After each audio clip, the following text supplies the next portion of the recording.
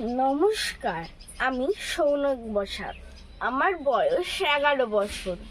সর্বভারতীয় সঙ্গীত ও সংস্কৃতি পরিষদ আয়োজিত অনলাইন সাংস্কৃতিক প্রতিযোগিতা 2026-এ আবৃত্তি বিভাগ ক্ষয়ে অংশগ্রহণ করছি।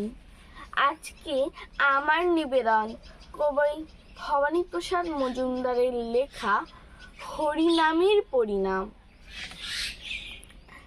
আমার পাখি আজব পাখি, করবে হরিনাম। দেখে যান গো বাবু মশাই, 100 টাকা দাম। এই ছেলেরা চুপ করে থাক, করিস নে শোরগোল। বল তো পাখি, বল একবার, বল হরি বল। সত্যি পাখি বল হরি বল বলেই দিল জোরে। বংশী বাবু 100 টাকায় নিলেন খাঁচা ধরে। বাড়ি ফিরে সবাইকে জড়ো করলেন ডেকে। জোনা 50 লোকের মাঝে বললেন জোরে হেঁকে, এই যে পাখি দেখছো সবাই, মথুরা এর ধাম। এই পাখিটাই দেখবে কেমন করবে হরিনাম।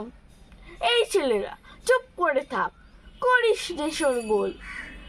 বল তো পাখি, বল একবার, বল হরি বল। পাখি কিছুই বলে না তো, চুপটি করেই থাকে।